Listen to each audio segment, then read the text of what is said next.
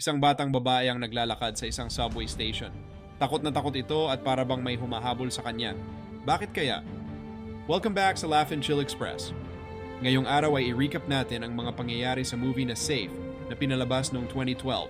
Warning, spoilers ahead. Kwento ko muna ang tungkol sa isang bata na mula sa China, si Mei, isang genius at one of a kind pagdating sa math. Bukod pa rito, matindi ang memory ng batang ito at walang kahirap-hirap sa pagsaulo ng anumang combination ng mga numero na kanyang makita. Ano kayang gatas nitong batang to nung baby pa siya? Anyway, sa paglalakad ni Mei pauwi kasama ang kanyang mga kaibigan, bigla siyang dinukot ng isang grupo ng mga lalaki at dinala siya ng mga ito kay Han Jiao, isang makapangyarihang leader ng Chinese Mafia. Kailangan ni Han na kabisaduhin ni Mei ang digital data para sa kanyang kriminal na negosyo upang hindi ito matutunto nito pabalik sa kanya. Sa una, ayaw ni Mei, pero dahil na rin sa banta sa buhay ng kanyang ina, napilitan na rin siyang pumayag. Si Mei ay dinala sa New York ni Chang. Si Chang ay isa sa high-ranking member ng Chinese Mafia na nagpapanggap bilang kanyang ama upang mapanatili siyang ligtas.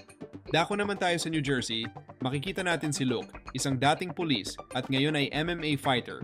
Fixed ang mga laban nito para sadya siyang matalo. Subalit hindi niya sinasadyang matamaan ng malakas na suntok ang kanyang kalaban na naging dahilan para makoma ito. Ang pagkapanalo niya ay nagpausok ng ilong ni Emil Duchesky, ang pinuno ng Russian Mafia, dahil siya ay nalugi ng malaking pera sa pagkapanalo ni Luke. Alam ni Luke na ang malaking atraso sa Russian Mafia ay katumbas ng death sentence. Nagmamadali siyang umuwi, pero huli na ang lahat. Pinatay na ng mafia ang buntis niyang misis. Ang anak ni Emil na si Vasily ay isang ugaling animal. Binantaan niya si Luke na papatayin ang lahat ng makakaharap at makakausap ng pobreng bida. Nagpasya si Luke na bumalik sa kanyang hometown sa New York.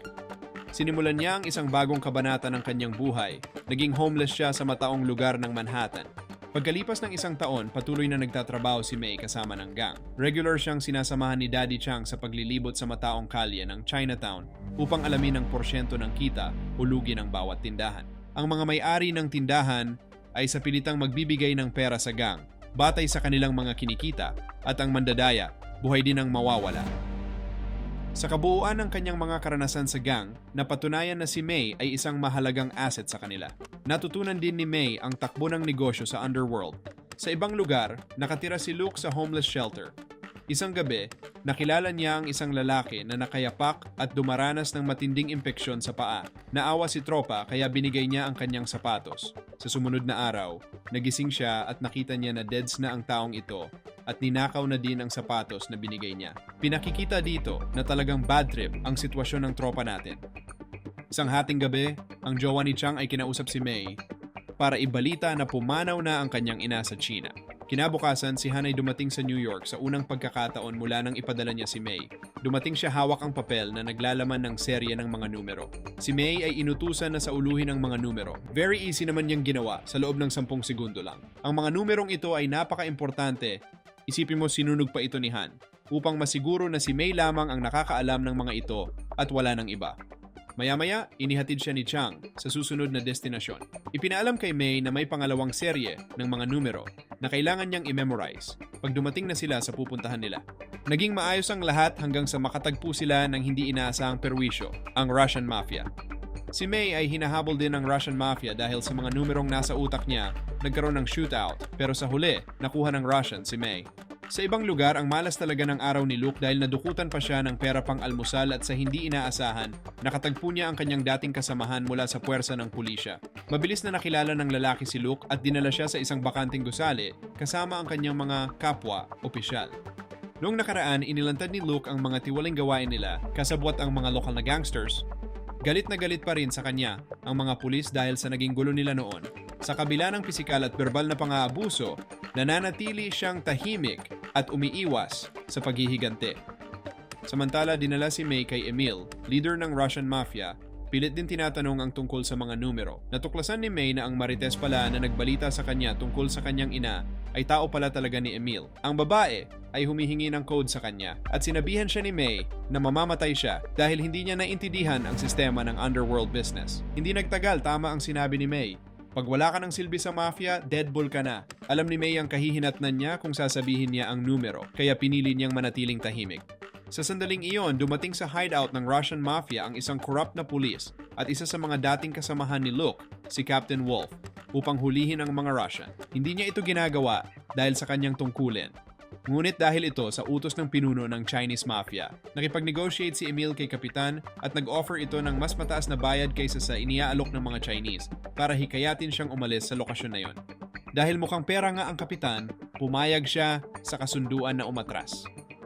Habang busy ang mga mafia, nagawang makatakas ni May mula sa hideout. Sa mga oras na to, Russian Mafia at Chinese Mafia parehong determinadong hanapin si May. Unahan na lang sa oras. Nakarating si May sa isang subway station kung saan malapit ng wakasan ni Luke ang kanyang sariling buhay. Sa isang kritikal na sandali, nang siya ay malapit ng tumalon sa riles, nakita niya ang isang natatakot na batang babae na naging dahilan upang ihinto niya ang kanyang plano. Nakita din niya ang mga gangster na pumatay sa kanyang asawa na naghahanap sa batang babae. Sinusubukang tumakas, sumakay si May sa train, ngunit nakita siya ng gang at sinimulan siyang sundan sa loob ng train. Alam ni Luke na may hindi magandang mangyayari sa bata kaya nagdesisyon siyang iligtas ito sa mga kriminal. Nakapasok siya sa train at pinatumba niya ang lahat ng Russian goons na makaharap niya. Ang isa sa kanila ay nakaalala kay Luke na siyang sinaktan nila isang taon na ang nakakaraan. Sa huli, winakasan din ni Luke ang buhay nito at doon ay nagkita sila ni May. Pero sa sandaling paghinto ng train ay siyang mabilis ding pagtakas ni May sa pag-aakalang isa rin si Luke sa mga masasamang loob. Habang hinahanap siya ni Luke, narinig nito ang isang red alert code na ipinadala sa lahat ng mga pulis. Napagtanto niya na ang dalaga ay hinahanap din ng mga tiwaling pulis na determinadong ihatid siya sa mafia. Di nagtagal, natuklasan ng dalawang pulis ang kinaroroonan ng batang babae at sinubukang dakpin siya. Pero to the rescue agad ang tropa natin, mabilis silang pinabagsak ni Luke. Nag-aalangan pa rin si May na sumama kay Luke pero sumakay na rin siya sa kotse nang biglang dumating ang mga Russian Mafia. Isang kapanapanabik na habulan ng kotse sa mataong kalye ng Manhattan. Sa wakas, napatay ni Luke ang lahat ng mga Ruso na humahabol sa kanila at dinala niya si May sa isang hotel para magtago. Sa ibang lugar, nalaman ni Kapitan na ang kumuha kay May ay si Luke. Nang maglaon, nagsimula nang magkaroon ng tiwala si May kay Luke. Ibinabahagi ni May ang detalye ng mga numerong naalala niya. Matapos suriin ang format ng mga numero, natuklasan niya na bumubuo sila ng kombinasyon ng isang safe.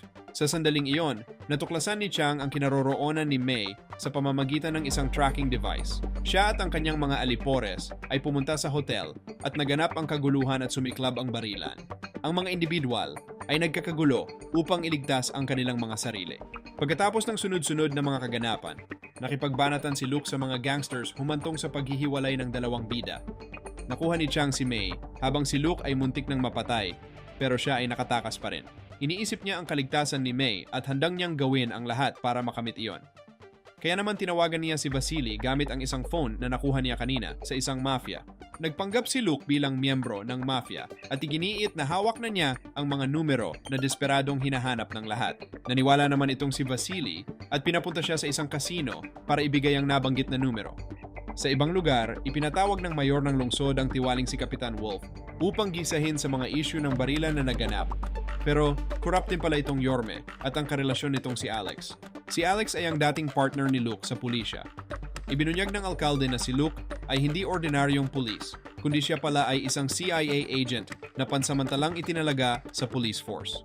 Nung nasa police force pa si Luke at ang partner nitong si Alex, ay marami silang pinabagsak na mga criminal bosses sa pagtatangkang magkaroon ng order sa lipunan.